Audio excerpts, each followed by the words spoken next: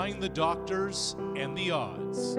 10 years later, Simon Ibell still believes.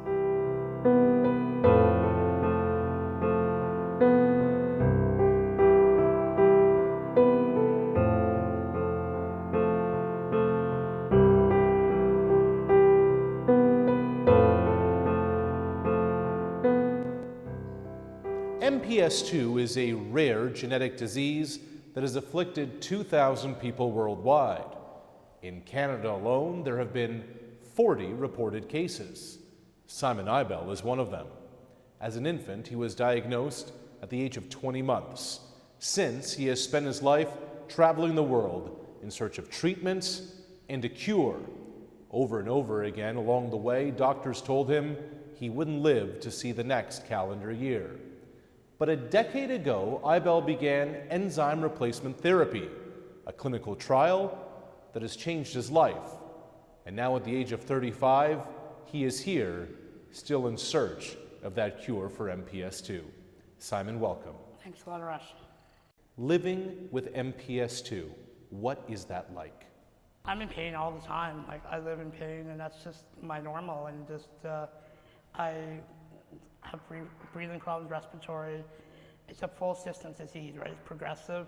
I don't have the ability to get rid of cellular waste.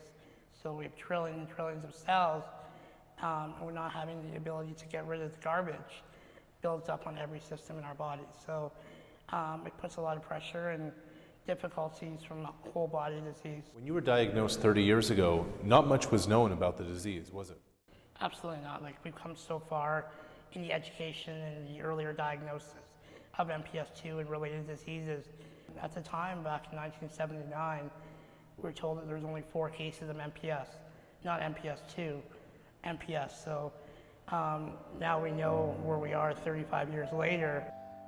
Ibell's journey to find treatments in his childhood, adolescence, and ultimately early adulthood landed him in Dallas in 2002 for an MPS family conference, a week that changed his life. That was 11 years ago, and I met Dr. Munster, Joseph Munster, who's the world expert in MPS II and related diseases, and stayed in touch with him. I knew there was some stuff going on in the early stages of enzyme replacement therapy, which we would receive genetically modified enzyme for the one we're missing. And lo and behold, about a year later, the fall of 2003, I had the opportunity to be part of a clinical trial, which is like unbelievable considering we looked all over the world. And just really, even though I didn't stop believing, I really thought it wasn't in my cards. 10 years ago, when you began the enzyme replacement therapy, how did Elaprase change your quality of life? It's changed my life in so many ways. At the age of 25, seeing the difference it's made in my life in terms of my speech enunciation, my respiratory, my flexibility, my energy levels.